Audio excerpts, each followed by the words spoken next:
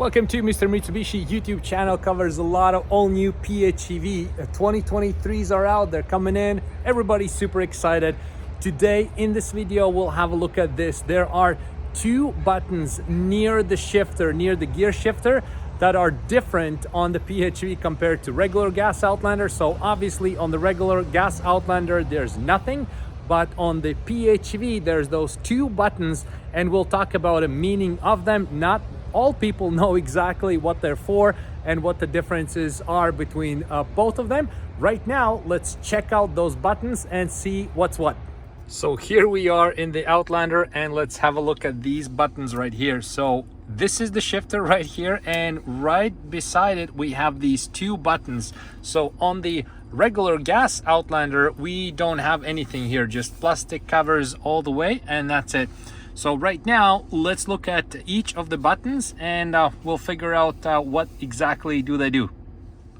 Let's start with this. So this here is called innovative pedal. So that's something new for Mitsubishi, and what it is, when you press the button and activate it, you actually have on your dash this symbol right here comes on. So I'll try to turn it off. See, I turn it off, it disappears.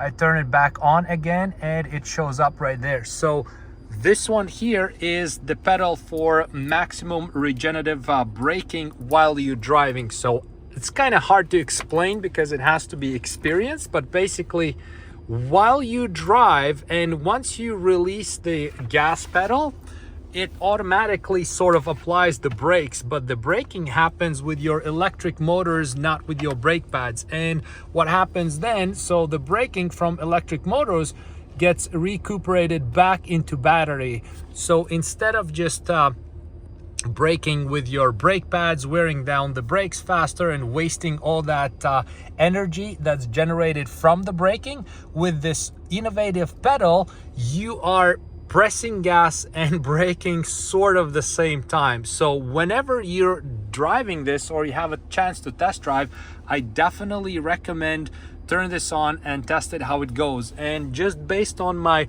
real life experience, me personally driving, I always like to put this innovative pedal on. So once it's on, it's literally you drive it, and then as soon as you lift your foot off of the gas pedal, it brakes automatically, and it's quite significant. So you have to you know, get used to a little bit. And also the good thing is when that braking is happening, and this is something I've been asked in comments before and I didn't know the answer until now. So when the braking happens, your brake lights actually turns on as well. So if you've chosen this energy flow screen, when that happens, you can actually see how these brake lights come on. So try that, it's very cool. You know you're safe when you're releasing the brake pedal and you're, let's say, at the stoplight and you have to stop. You just lift your foot off the gas pedal, the vehicle is gonna brake like this, and you know, you'll see these lights come on. So that means the cars behind you will see that you are braking, and it's good for safety, so there's no concerns at all. So this is what we covered right now. Innovative pedal, very good feature. I love it a lot. So that's something definitely to try. And to be honest, you know, once you try it, I think you'll have it on all the time. At least I was the same way. I was a little bit you know, curious how it's gonna work. So there are some other manufacturers that have something like this. I think the BMW i3s will have that, some other ones as well. I think even the new Nissan Leaf has it as well. So very good thing. Recaptures the energy, pushes back to battery, and it's good for your brake pads and rotors because it's braking with electric motors instead of actual brake pads. Very good for maintenance. Your brakes will last longer. Right now let's check out the other button. And for the other button, so the EV letters, it's kind of giving away what it's for. So this is to select your drive, so you can make EV drive a priority or do some other things with your battery and your driving. So right now let's click it like this and let's see what changes in the dash. So we have this EV mode right here, and then we can go through normal, which the car will do whatever the best and most optimal thing to do for that certain drive is. Then you can go EV. So what this will do, this will prioritize the EV mode. So right now I just started the car, you know, a few minutes ago, so that's why the engine is warming up. It's normal that you know, the battery is not 100% kicked in yet, but once that's done, what happens is the vehicle will prioritize the battery and it's gonna give the power to the wheels instead of the power coming from engine to battery or engine to wheels. So in EV mode, and this is where we can see the EV mode right here, so we will see when we drive, this basically blue line is going to come out of the battery, and that's going to be the only thing that you're going to see. So EV mode prioritizes 100% EV drive. I've taken this car on multiple test drives right now. It works like magic unless you punch it real hard. This is what's happening. So it only uses the EV battery until it's drained and then kicks in. So that's what this one is for. And then we have you know, 2 more changes. So we have save.